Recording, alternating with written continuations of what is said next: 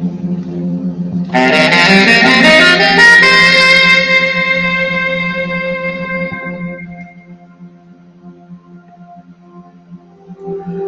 to Shareholders of a Better World, brought to you by TBLI Group. At TBLI Group, we have an established reputation as an organization dedicated to building the ecosystem of global sustainability and impact investing. We're doing this through educating, advising, and facilitating transactions in global sustainability and impact business, as well as capital solutions for private companies, family offices, and fund groups.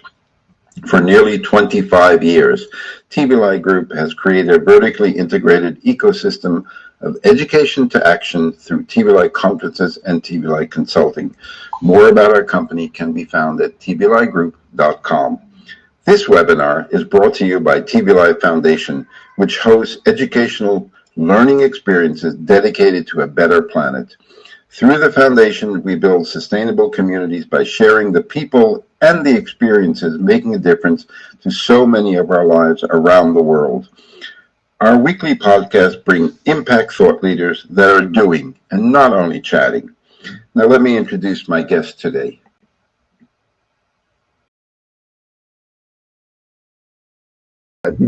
Apologize for that. So welcome from our studio in Amsterdam. We're incredibly honored to have Barney Swan as our speaker today. Just before I introduce him, just some household instructions. If you want to pose a question, just type it in the lower right-hand corner for comments.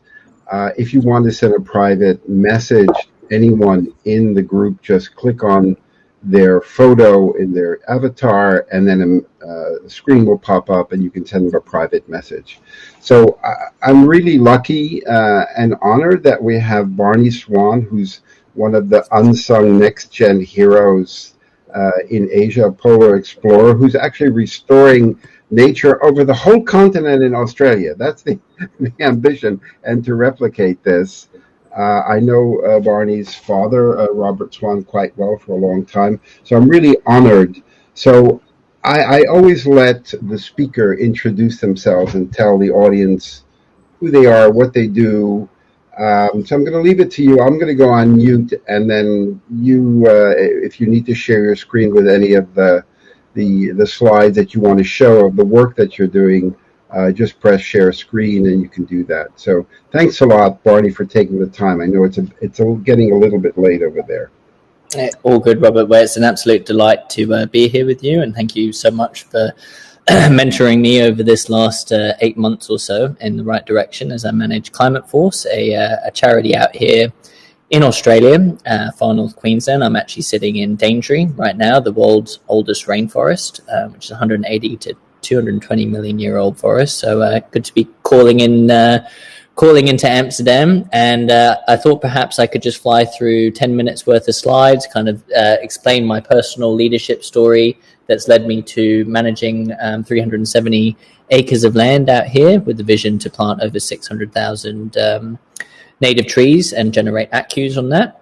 And so maybe I could just run through some slides for 10 minutes, and then I'd really like to keep it just a flowing conversation with you, Robert, and any other questions that anyone has to ask. So I can maybe just smash into a few of these slides really quick. I think you muted there, but I assume it's the thumbs up. Yes, thumbs up. It's a second circle from the left next to the red door. That's to share your screen. There we go. Entire screen share.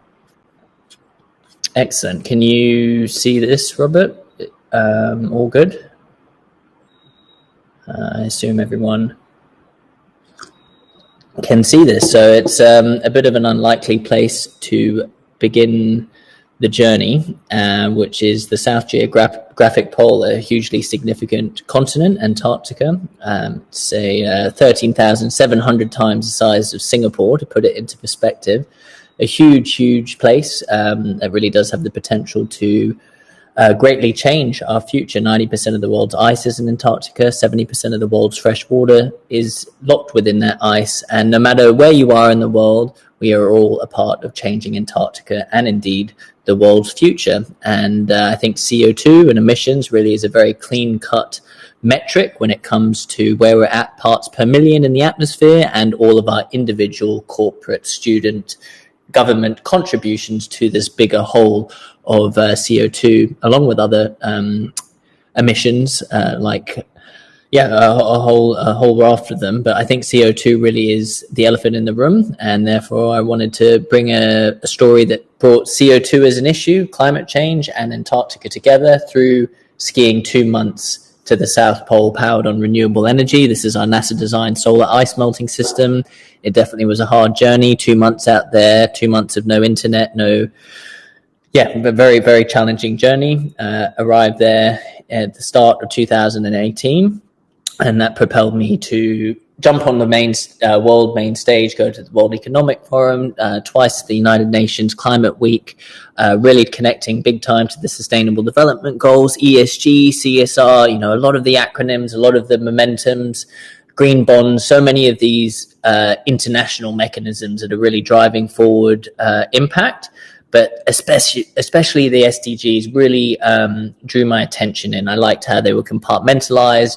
And fundamentally, I believe any industry, any individual, any company can link back their impact to one of these 17 modules, which I really think has huge potential ongoing. And I have started a charity, Australian charity, DGR1 status, Climate Force, to really accelerate a very inclusive way of talking about big things like SDGs, ESG, CSR, some of these big emotions at play like the Paris Agreement that are really heading us in the trajectory of a stable future for our planet. And done some pretty interesting things since this South Pole trip. Planted 3,000 trees in Tanzania with Jane Goodall. She's an amazing lady to learn from, and facilitated a lot of expeditions, taking corporates, JP Morgan, SAP, Oracle, a lot of these very corporatized companies, and taking them on an outdoor adventure, talking about very real and raw things in a very real and raw environment. I really believe it connects people very powerfully to the issues of sustainability, especially if you're looking at ice melting or forest fires or pollution. It really inspires you to do more about it. And this is my focus. This is really what I believe I can do right now to build a blueprint of land restoration that can be scaled quickly, because we really do need to look after especially our lowland rainforests more. This lot of land is 370 acres. As you can see, it's not being used right now. It's all overgrown. And I'm currently purchased 50 of the acres that you can see closest to the camera here, and currently fundraising to manage the other 370 acres. Well, not to fundraise, to totally purchase the entire property, but I've got access to the shed. This was the nursery space at the start of March. Now we have 3,500 trees going strong in there. Actually more now, 4,000, and a lot of seeds going.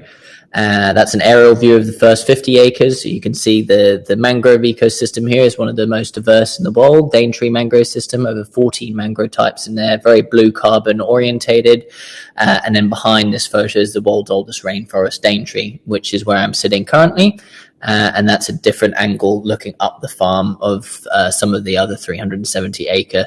And yeah, huge potential on this farm. I'd like to get electric vehicle charging going on this farm. It is 100% off grid, so we don't have any utilities, no water, no power. So to be able to have a solar powered electric vehicle tractor, which is in market, this is the Case 580 in the US, which is the first backhoe and bucket of its kind, to be able to run that 100% off your power that you're generating off the solar and wind, sounds like a pretty good story. And then being able to invite public in for them to charge their vehicles. I think it's a really good marrying to get EV and restoration working in harmony, because to be honest, I don't think people want to spend an hour at a service station. They want to be somewhere pretty while they charge. And really thinking about bigger plays like data. I know it really is one of the other elephant in the rooms. 4.8% of global emissions in 2019 came from data related services, blockchain, cyber currency, Google Cloud, Spotify, you name it. 4.8%, and by 2040 the projections are looking close to 13-14%. So that's, you know, monumental growth, and we really need to be smart with how we're dealing with tech, and excited to do that well, and get, you know, Skylink or some other satellite based service, and really tell the responsibility of clean source data through this property. We've actually just been supported by the government to continue beach cleanups. We've cleaned up over 7 tons of rubbish in the last year. I've created a virtual reality program, a 5-minute immersive film that talks about these things, which I shared around the world. Disabled people in Singapore on the way to the top of Kilimanjaro, I brought one of them up here, the guides watching them, which was really fantastic, and got about 15 community garden beds just locally within this region that I'm managing. I think it's really important to get students, older folk, GROMADs, what the Australians call them, and really connecting people through shared food and shared garden spaces. And indeed, working with the Kuku Yalanji people, the Jabalbina Aboriginal Corporation, they've called this land home for over 15,000 years, and authentically working with them on cultural heritage, surveying, and trying to find some more medicine plants, because there's so many around, but often the knowledge of which ones to use has been lost. And also using LiDAR scans to calculate the biomass inside of trees, which is a really important thing with carbon credits. We need to have very clean data when it comes to how much carbon is being stored in trees, or renewable energy, or, you know, even empowering women has a carbon metric associated to it. But when it comes to terrestrial reporting, I think LiDAR has a huge future of it. All of these lasers get put out, and then you create a spatial map of what you're looking at. And indeed, lots of collaborations with the local university here, James Cook University, and that's a little overview of what we're doing out here, and really thinking long term. You know, there's trees that I'm planting that will live to over 2,000 years.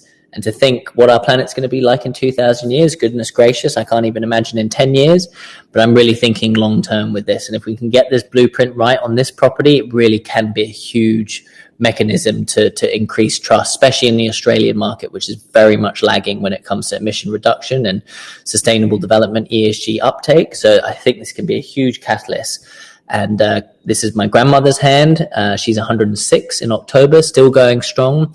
And just to put things into perspective, when she was born, there was 1.7 billion people on our planet, and now we're very quickly approaching 8 billion people. And that's in one lady's lifetime. She's still going strong, but I can't imagine 106 years from now. And I'm working my absolute teeth off to do everything I can to be on the right side of history, because I really do believe, and it's been said in nauseam, that the next 10 years really is going to define the next 200 years. And I couldn't believe that.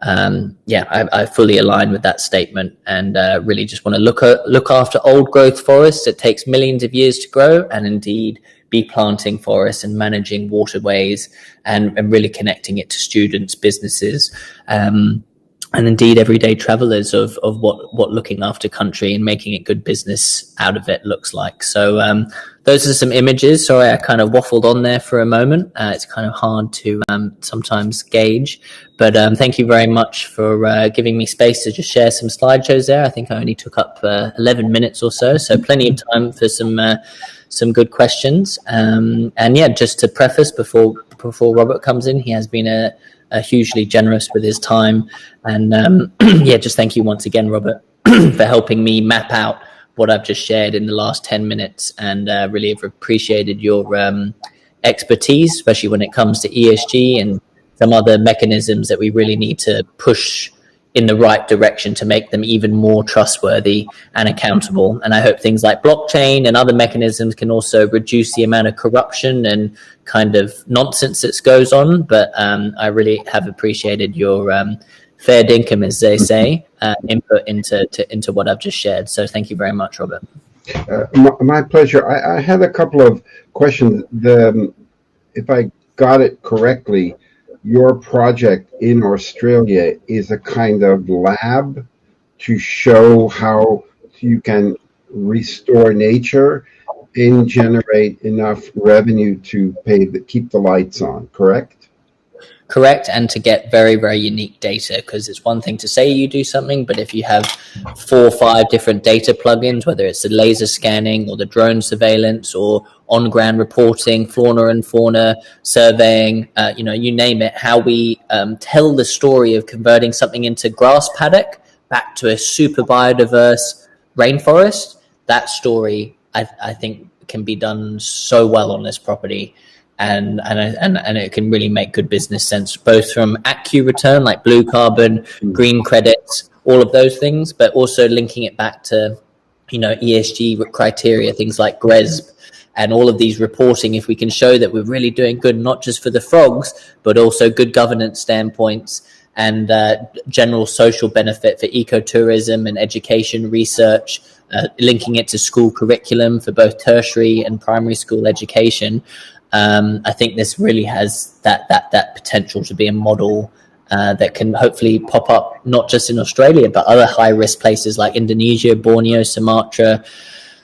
There's so many beautiful forests being ripped down, and I think if there's more economic diversity within the rural portfolio, that sounds like a load of codswallop, but fundamentally, if there's more diversity in where people could get employment, and it's not just ripping down the forest or palm oil or kind of exploitive mechanisms, and it's more of a restorative system of generating revenue, then I think we're in for some more luck, because fundamentally it is the locals who are managing land in these high risk forests, and if we can uplift them and create more value to a healthy forest or a restored forest than cattle paddock or a bulldozed forest, then that price point will lead us into more of a regenerative future. But we feel we really are on that razor's edge right now, especially with cattle being as expensive as it is. We're the second biggest beef producer in the world in Australia, and 2.5% of our GDP comes from beef.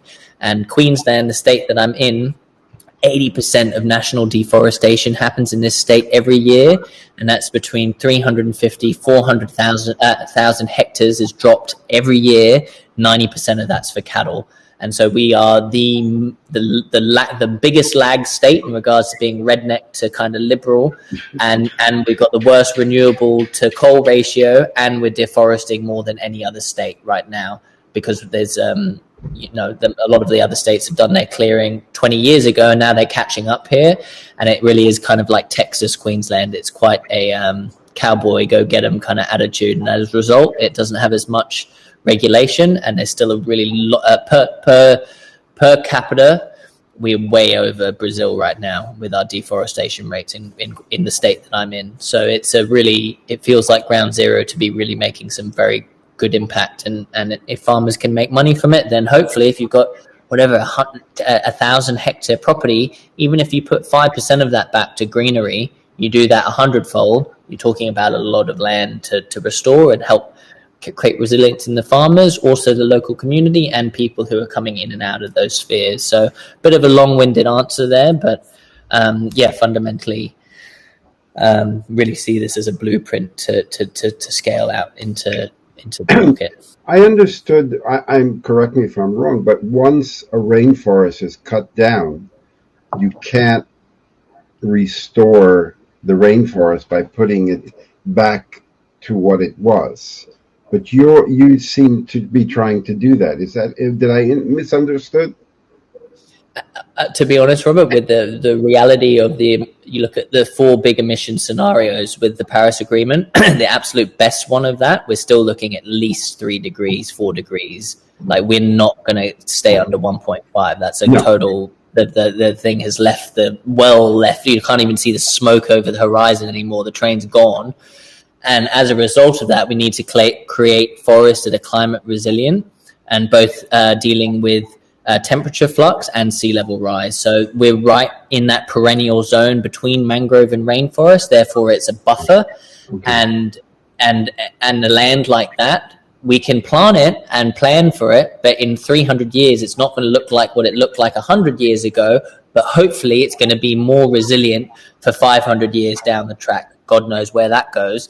But fundamentally, if we can plan ahead and especially here will be affected on the mangrove side by sea level rise. You plant species that are more salt tolerant, and you plan for where our future is going instead of planting what already is there, which, to be honest, you're kind of doing evolution's job. And obviously, I'm not saying we clear land. Old growth is way smarter than what we can ever consider, but we can preemptively plant to think 50, 100, 200, 300, potentially even 1,000 years ahead if you really are planning smart with how you're planting these species. Okay. You were mentioning you're focused on capturing the data of the added value you're putting back by restorative actions. You mentioned blue carbon. I have a friend in Hong Kong who's funding blue carbon projects in Northern Europe, along the coast of Norway. And she was telling me one of the real issues, it's very hard for her because the kelp supposedly grows 0.5 meter a day, if it's true. And it's very hard for her to securitize the carbon that she's sequestering because of lack of information and historical information, which means it's very hard to even offer voluntary emission rights. So she's doing it as a non-profit. So she's not doing it, trading.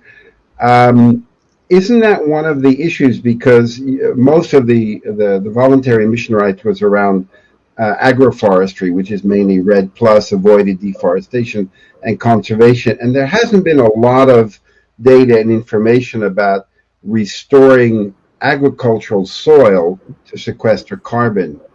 Can you give us some information or some input about that? Are you guys working on that too? 100%. So I'm just going to get up a couple of things to show really quickly. Oh goodness, where have you gone? Our speaker, there we go. So in answer to your question and your friend working in Singapore, both seagrass and Hong Kong, Singapore, bloody hell, too many words. Seagrass, kelp, and algae are really hard to monitor because they're in flux, and what grows here 1 month will grow somewhere else in another month. And generally, capturing data in the oceans is really hard. The Great Barrier Reef is going through a lot of change right now, and they're doing their best to capture that data and see the change. But there's so much flux in the ocean. But the beauty with dealing with terrestrial regeneration is you have that static ability to see things directly as they were right now, and then to see as you grow what that change in data looks like. And I'm just going to share my screen one more time here to just explain that one version of that. Can you see the screen, Robert? Yes. Okay, so see, that's the bigger basically of where we're at here, and we've done a super basically a spatial map that you can then go into 3D and get also super. This is what the spatial map version of it looks like. So this is what the canvas. You can see this is a wetland here that goes up here. And this is a part of the first 50 acres that we're going to be monitoring. But fundamentally, you get data like this, and this is what a zoom in of this spatially mapped DGR looks like. And you can see us just sitting down here. It's like uber HD, and that combined with this LiDAR stuff that I mentioned before, Robert, both of those things really are a total. You can't if or but. Like the trees are either there or they're not, and the biodiversity of them and the sequestering abilities of that specific species is one thing. But fundamentally, for the last 30 years, to calculate how much CO2 has been in a tree, you get very keen scientists with their tape measure going around a tree, and then you create a guesstimate of how much carbon is held within all of the branch and all of the trunk root.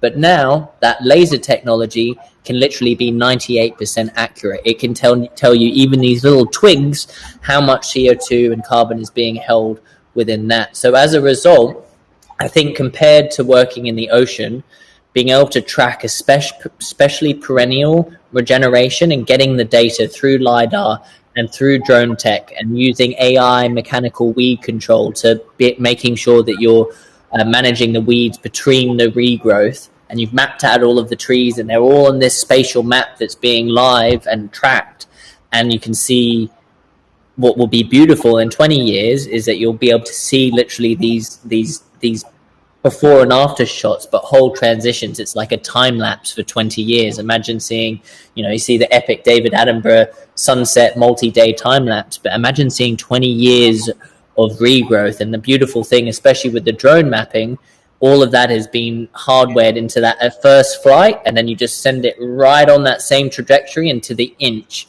you're going to see what that place looks like in 20 years, which is really beautiful compared to, some of the images I've just showed you, which is basically just overgrown, badly managed farmland. And then boom, you plant, 100,000 trees into 50 acres and see which model sequesters the best amount. In this 50 acres alone, I'm going to have 3 different planting type, and then to see which one actually sequesters the most and which one's the most efficient for manpower, and how to reduce the amount of glyphosate that you're using compared to managing the weeds mechanically. I think the data side and being able to hold that, like I said, all in blockchain, and being able to create life cycles of that. Your money creates this tree, which we manage for 5 years, which generates this amount of CO2, which means you can decarbonize this, and creating little life cycle maps that link back to the data that we're producing on field when it comes to this active regeneration property. And how accurate would all of these technologies that you're talking about be if you did it for smallholder farmers in regenerative agriculture? It would be a different application, because the vision is to do the long-term stuff and hopefully get that epic multi-20-year time lapse. That's possible in here because we're getting all of the baseline data, but you could do a micro version of that. Waterways are a big one, Robert. Like in mind, hopefully in the future, 15 meters on either side of a pretty sizable waterway that's flowing year round. Ideally, having a 15-meter buffer of vegetation reduces erosion, increases biodiversity, reduces flooding risk. So that 15 meters inside of a decent-sized creek or river, if you can encourage a farmer to be like, okay, so you've bulldozed straight to the river, your cattle are drinking out of the river, this is what the data looks like for how much CO2 and carbon is being held in this river system now, but through planting 1,000 trees per acre for 5 kilometers of your river, this is how much money you can get. We're going to take this much commission for facilitating it, but this is how much money you're going to get. And you need to financially incentivize farmers. No farmer is going to break their backside planting trees in crop country just to get a pat on their back by someone. They need that financial incentive, and they also need the management plans of how to make sure you plant a tree 1 year and then 2 years it's either overgrown or died. So who has the responsibility of managing the trees, and with especially generating carbon credits and reef credits and biodiversity credits, as a charity we can take that responsibility, and they're basically leasing us the land. We facilitate the regeneration and then give them commission for giving us access to that waterway that we're going to put 15 meters back on each side. Okay. Isn't it frustrating for you that you have a kind of Donald Trump leading your government? Maybe not as bad as Trump, but when I hear what you're saying, we're worse in Brazil with deforestation, where one of the largest coal exporters in the world, and they're just not getting on board with the climate risk. Isn't that even more frustrating than trying to restore the land, that the political situation is not conducive for what you're doing? Yes and no, because there's always a counterculture for people who are screwing up in house. So as a result, the counterculture is strong right now, and the agenda is strong. It's a bit like when Trump was in. There was a big push to be like, this man's a madman. We have no faith in federal, therefore let's go private and make this stuff happen ourselves. So as a result, I'm not disheartened by it. It's an opportunity that I'm making out of the threat of a pretty inadequate federal policy when it comes to emission reduction. But I think that anything big level is frustrating. Like, I get pissed off at how the UN's managed. WWF irritates me because they're so big budget, and so many things piss me off, and how some things are managed. But fundamentally, if you can localize it, and I really like, I've worked with Melbourne Council, Douglas Shire Council, Huadin Council, and Cairns Council, all on different projects. So there's 4 different regional councils I've worked with. And I feel the change potential when you work on a council level. And personally, I think they're holding together everything. They're providing the utilities. They're making sure you get to drink water. When the tree squashes your goes over your road, they come and clean it up. They make sure the energy's on. And the councils cop so much grief by the citizens in Australia, and like, oh, you're not working hard enough, and you're taking our money, and whinge. We've got free medical, but we're still going to whinge about something. But at the same time, the council can leapfrog stuff, whether it's a renewable energy commitment or committing to be net zero by a certain year, or announcing climate emergency. A lot of councils, because federal governance inept of addressing climate emergency, the regional councils are being like, we declare a climate emergency, screw you, well, you'll eventually do it, but we will do that now, and therefore get access to certain budget and more freedom to be a bit more progressive when it comes to divesting and renewable energy and planting trees and offsetting your portfolio and reducing waste and thinking about circular economy and ESG, all of this stuff. I feel like the council level are really starting to put pressure, which will trickle to state, which hopefully will trickle to federal. But I don't know any minister cabinets. I couldn't give a monkey's what's going on federally. I'm interested in what's going on a local level, and how federal incentives like the Emissions Reduction Fund and the Clean Energy Regulator Act and the Land Restoration Fund, they are some federal incentives that are awesome. But generally, the broader strategy of where Australians going in the next 40 years, couldn't have a clue of what that looks like, because there is none. That's very bulletproof. And yeah, so I'm not disheartened by it. It's an opportunity, but it is pretty shocking with the amount of money we have. There's 26 million of us, 27 million of us, and our GDP is 12th, and yet we are number 200 in the uptake for sustainable development out of the whole UN, basically. And we're like way down there, and with the vaccines and all kinds of other stuff. So our island nation needs to catch up for sure, and the amount of natural capital that we have here is our strongest thing. We've seen that from mining, but that's extractive, and now we need a restorative approach to be managing our natural assets and to be making a lot of money to create resilience in rural communities and to create a green economy. And I mean, it seems quite overwhelming, the challenges that you're facing. Particularly in Australia, I think a lot of people don't realize how bad the country was doing on the issue of sustainability. So what keeps you motivated? Well, legends like you, Robert, I always appreciate you being doing this shit But in nausea. I'm much more lazy than you are. But you're consistent. And sleeping on the couch. You're consistent, Robert. That's the consistency inspires me. And can people who consistently show up day in and day out and give it a damn good go, and if that's cleaning up 10 bags of rubbish a day because that's the only thing you know how to do that really makes a difference, bloody hell, that inspires me.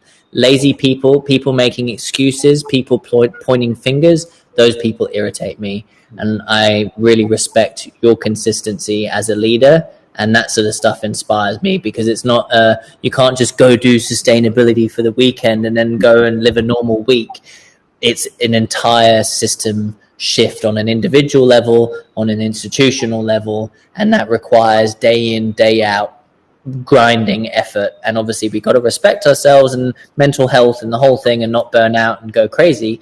But fundamentally, people who consistently show up and consistently think about their diet and their plastic use and their supply chain and the ripple of their actions on the bigger society and bigger environment, those people inspire me for sure. And those are the people I want to surround myself in, not people who are just taking while it's good. I heard a really good, redneck Australian the other day. Like we were talking about something to do with the environment, and he was like, "Listen, mate, I'm here for a bloody good time, not a long time." And that's the attitude. It's like, screw you, I'm going to make my millions and get my big jet and have my big diesel truck, and everything's going to be fantastic, and I can have my pool going even though there's a drought. I don't care about paying more, as we're seeing LA, like freaking California is going into one of the worst fire seasons I reckon we're going to see in history in September and October, and I guarantee you those pools are still perfectly full in Hollywood. And that sort of yeah, anyway. But fundamentally, it's the consistency of showing up, and I'm finding increasing inspiration in companies who are not stupid in taking risks, because obviously risk management and convincing investors that you're not going to blow all of their money on day two, but seeing disruptors really be very specific with where they're disrupting in a certain field or a certain supply chain and how they're linking and disrupting. That sort of stuff fascinates me, and I reckon in the next 20 years, whether it's agri-tech or how we shop or how we communicate, we're going to have so much more disruption, which makes me inspired. And I think we've just got to keep grounded in this next, especially couple of years, and not get too lost in the fact that an application is going to save the planet. Yes, tech, apps, don't get me wrong, they have a huge part to play. But we also need idiots like me slipping over cow poo at 4 a.m. on the way to the nursery and dealing with, overgrown weeds that will not yet let you come out if you're not careful. And I don't know, I think we need to humanize ESG. We need to humanize impact, because there's so much reporting and data and spreadsheets and all of this stuff. But to take people on a journey and to show them with their senses, and to really gain that trust component of a lot of these acronyms that are bouncing around like no tomorrow, that's a gap. And that inspires me, because, AI and the next app and blockchain and all of this stuff isn't going to save the world. People rallying together with respect for our shared common goods, or whatever the common areas, whatever that expression is from the UN, that inspires me, that we can rally behind nature, because it doesn't matter what creed, what religion, who you are. Fundamentally, you want to breathe clean air, and you want to eat food that doesn't make you sick, and you want to drink water that doesn't make you go to the loo for a week. So fundamentally, those three things, clean provisions from the environment, we're seeing what extreme pollution, poorly managed deforestation, all of this stuff is doing to our planet. So surely clean provisions from the environment, our food, our air, our water, will be a unifying thing. And yes, we're seeing so much friction with China and all of this stuff going on around the world right now, and it's a very tense moment. But fundamentally, I hope that will unify us. And China's doing bloody well. We can give them a lot of grief, and there's probably some things that are going on up in with the Islamic folk that's not ideal by any means, but they make a commitment, and when it comes to sustainability, and they will bloody do it. They were the first ones to meet their Paris Agreement commitment that was set out in 2017. They were the first ones to meet their reduction contribution, and they did that at the just before start of 2019. And again, with what they're doing with renewable energy and so many of these things, I hope if that sort of momentum can come back to creating clean provisions for everyone, not just the elite few who can go on their jets and have an awesome weekend in Bali and not worry about everything, hopefully that will unify us. And that gives me hope that I might not speak Chinese or Indonesian or Japanese or Congolese or whatever it is, Spanish. I speak a bit of Spanish, very poor, but whatever it is, I just hope that globally we can have more conversations like this, and people are waking up to more of the fact that if you don't have air and you don't have water and you don't have food, it doesn't matter how many iPhone 50s you have, you're pretty screwed, I'm going to start taking some of the questions. Tanuja wanted to know, she wrote blueprints for land restorations. How do your techniques compare with permaculture and regenerative agriculture? So permaculture is definitely going to be a part of what we're doing. We're creating an exclusion area around the big shed, 5,000 square foot packing shed that was used for banana farm.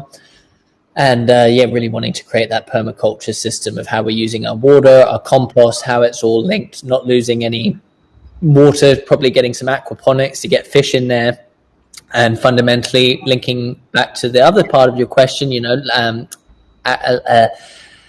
agricultural regeneration. Fundamentally, what we're doing on here is that, this was a working farm that was pulling out millions of dollars worth of banana for Dole, which is a US fruit company.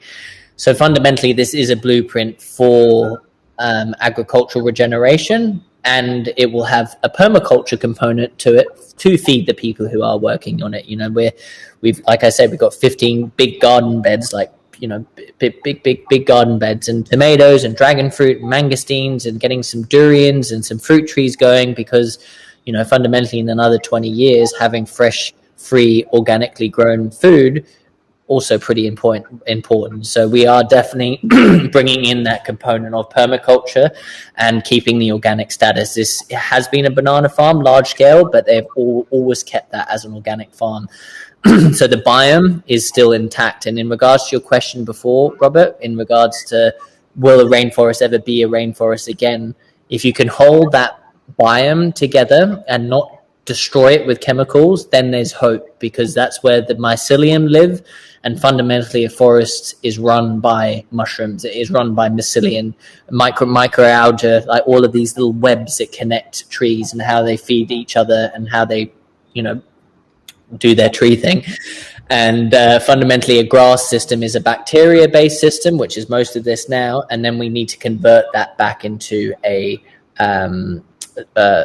fungi-based system. So that also links to permaculture, because permaculture really links back to biodynamic soil and how we keep that nitrogen, the potassium, magnesium, all of these key elements in the soil, and keep that cycle going without having to dump all of this foreign chemicals on it that aren't from that system. So I really see that permaculture set up to be a really big part of the ethos of what we're building out here.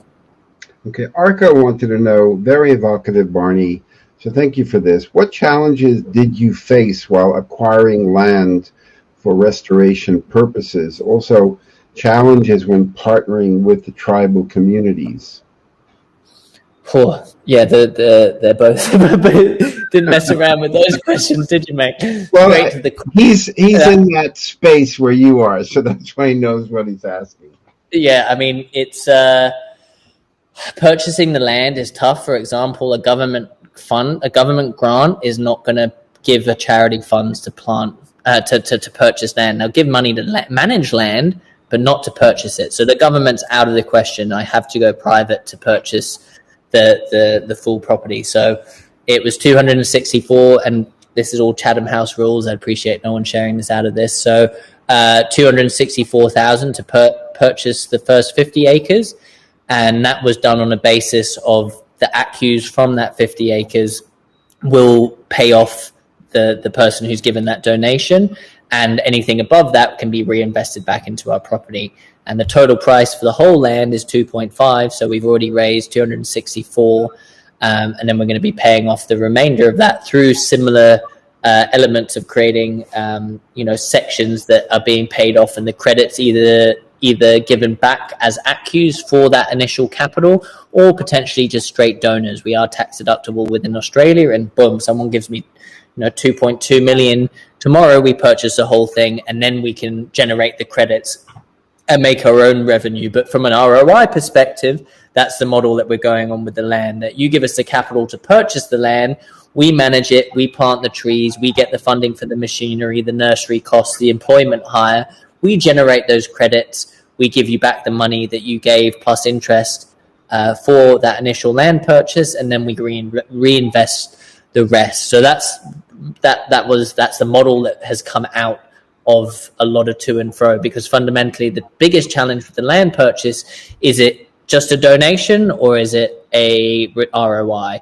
And so that navigating those two threads has been the challenge with the land purchase. And coming back to the traditional owners, I think the challenge with that again comes to the land purchase thing. We're on land that they've been navigating for 15, 20, 80,000 years, 60, 80,000 years in some places in Australia, and we've hurt a lot of their country, and we've, I feel sad by the state of Australia. I can't even imagine what they would feel looking around at some of the land and some of the things that we've done to our country.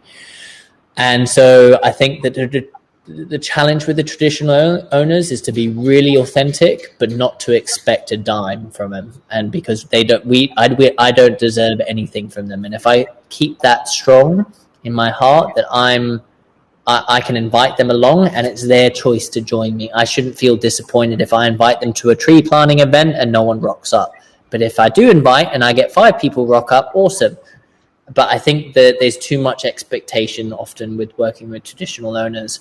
And I think they, as a result of that, often feel like they're token and they're being used as a leapfrog to get more government grant and more attention.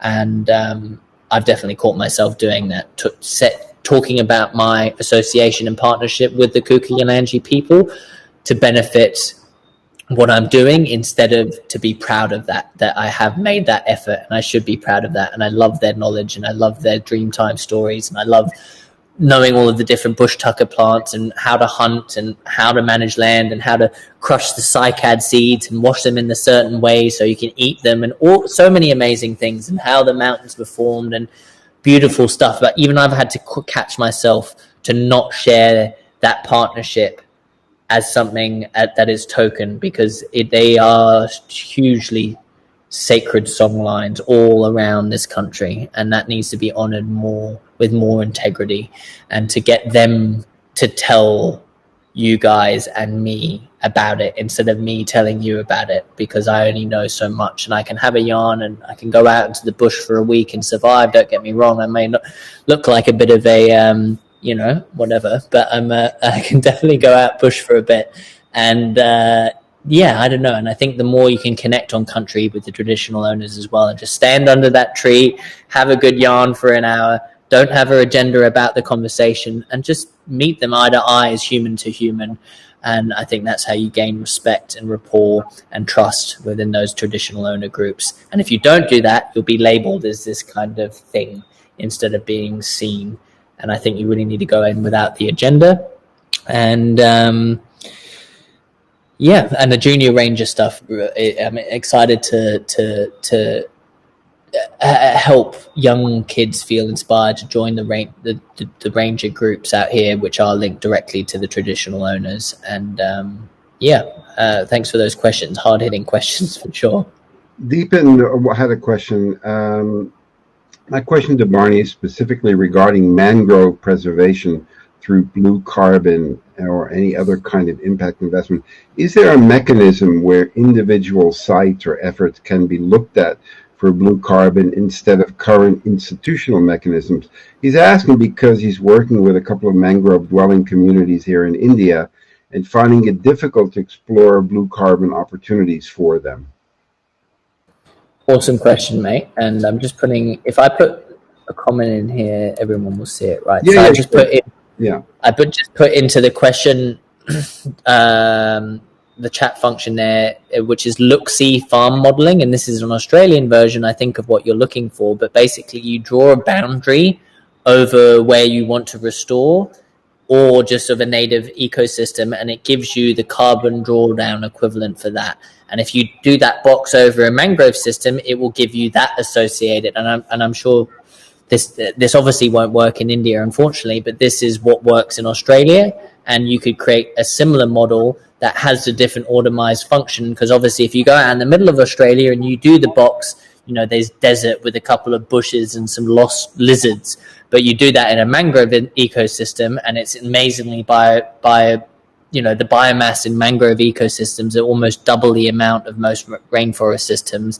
And as I'm sure they're a buffer for sea level rise from tsunamis. They're hatcheries for baby fish. They're nurseries for baby fish. A lot of the baby birds go and hang out there. So mangroves really are such a sticky glue when it comes to that buffer zone. But unfortunately, people like their cottage on the sea, and mangroves have been severely compromised around the world. But as a result, hopefully we can protect what's standing. acknowledge what's lost and do our best to restore mangroves quickly, because it's inevitable. The sea is rising, and if we can have more natural barriers instead of doing what the Dutch do well and build lots of big dams and canals, a lot of the world can't afford to do that, but they can afford to plant mangroves. So really encourage more mangrove regeneration. Okay, John Guillaume had a question, the numbers guy. Could you explain your business model and detail your current size, staff number, your $3 trillion under management, or how much assets under management?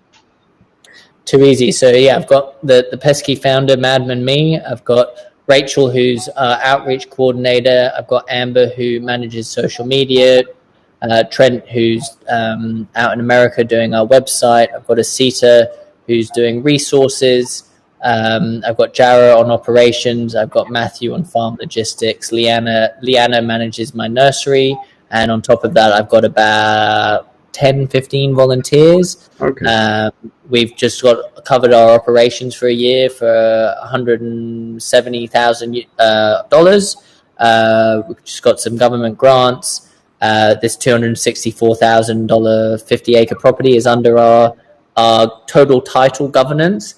And then the remaining 320 acres of this pilot property is what we are currently paying off. So that's what we're paying off, but we own the 50 acres, but we're governing that until the start of 2024. That's what the owner's given us time to repay back that total 2.2 million. And then in regards to the business model, the ACU generation, facilitating corporates, ecotourism, the electric vehicle charging space, potentially selling, some fruit at market. We're going to have a lot of produce around the shed. But fundamentally, I think it's the ACUs, the tree planting, and the kind of PR, storytelling, public engagement are three of the big revenue makers. So yeah, I hope that answers your question. And especially the ACU generation, I think really when we come to life cycle of investments, if we can get a very clear return that either you're guaranteed to double your investment through investing in a property and expecting a carbon credit ACU return, that really excites me. If we can get that model dialed on this 370 acre property, then that we can really work with people, because coming back to the previous question, purchasing land is tricky. Thankfully, we're in Australia and not Brazil, where someone can just rock up with a shotgun and be like, all right, move on, this is our land now. Thankfully, we have good land management title, and we're a bureaucratic bunch out here in the colonies. And but fundamentally, if we can get the land protection model right, to get the capital just to get the land, that's the biggest barrier of entry always. And if you have land, then the tree planting, the regeneration, the storytelling, the innovation, all of that can be sub-funded once that initial capital for the land. And even, purchasing this first 50 acres has skyrocketed uptake and credibility, because now we have 50 acres to plant 75 to 100,000 trees on. And I'm going to continue waffling, but that's fundamentally the business model. So 2 final questions from the audience.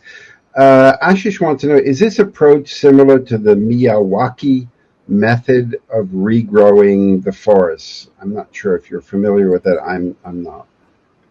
I think that is more. I'm pretty sure that's a forestry approach. Japanese bod. Yeah. So basically, I'm pretty sure, and I'm not. I've just heard that name a few times, but fundamentally, my understanding, and this could be wrong, that approach is more of a forestry approach of getting the trees up, and that's what we will be doing. So you get rows of trees, and then you can manage the canopy, because up here in the tropics, the first 3 years of growth is the hardest, because the weeds want to smother all of the baby trees. So you need to get the canopy closure as quickly as you can, and managing those weeds for the first couple of years is really tough. So our approach is to do the lines where the bananas were grown. You grow on the top of the humps, you get the pioneers, you manage the weeds mechanically instead of having to go out and spray glyphosate on it. So you reduce the amount of chemicals on the land, get that canopy closure, and then you go in and enrich enrich with other biodiverse species, because a lot of trees will die in full sun. So you get the pioneers coming up, creating shade, and then you create biodiversity through enriching is the word, planting under existing canopy.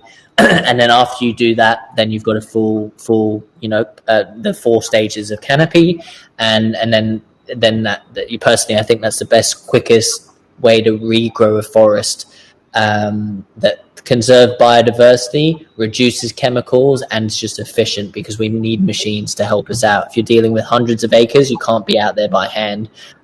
You just can't make it happen. Okay, Peter wanted to know, I missed where exactly your forest is located. We have some reforest sandalwood acreage in Burdekin, next airport, Townsville. So Awesome. If you could put in the chat area where exactly your farm is, or the link, that would be helpful. Awesome. Well, it's Cape. Let me just. So it's the Daintree Rainforest, which is north of Cairns, and that is the world's oldest unchanged rainforest. And I'm just sharing this now, and so this will give you an idea of the location that I've just added there on a G page. It looks like a bit of a funny link, but hopefully it will work. But yes, the top right-hand side of Australia, north of Cairns. So you've got Townsville's down here, you've got Cairns, and then I'm a little bit north of Cairns up there. And you have to go over a river called the Daintree River, which is full of crocodiles, to get to this. So it is a World Heritage Listed Management Area, because in the 80s, all of this was getting subdivided and starting to go into farmland, which this property was a result of. A lot of really passionate scientists came in, strapped themselves to the bulldozers, and then the World Heritage Management Area was put over the wet tropics, which we're in. But this is a freehold land between national park, mangroves, and the wet tropics World Management Area. We're coming to the end of the hour, and I'm cognizant of all of the work you still have to do before you go to sleep. What can this audience that is listening live and those that will listen to the replay do to help you? Well, even just listening is greatly appreciated. So thank you very much, everyone, for your time. But fundamentally, any help to create innovation, having that electric tractor on this farm would be unbelievable. I guarantee there's not a single tractor in Australia that is 100% electric. And the EV 580, having that, and just helping support us with machinery and some basic stuff. We're moving we've got a little nursery space that's hosting 4,000 and a bit trees right now, and then opposite that was a place that passion fruit and cucumbers were grown that can host at least 50,000 trees. So we're in the process of cleaning that up. And any funds just to not dig into our operation budget will either go towards an innovation component of electric vehicles, getting solar on the property. We're being quoted for a 30 kilowatt solar system. We're running a 60 kVA diesel generator right now to run our ball pump. But to be able to convert to 100% solar, start to create an electric vehicle fleet, which again is just not happening, especially rurally in Australia, would be just huge. And I'm willing to open source data and we can come up with ROIs. But fundamentally, the EV tractors helping build our model out, and anyone who knows anything about blockchain reporting, I think being able to learn more about how we can hold all of our data in blockchain would be really useful, because I think that helps the ESG managers and it builds trust into what we're doing. And if anyone else is keen on more of the big scale property returns with the credit generation, definitely open for bigger chats with that.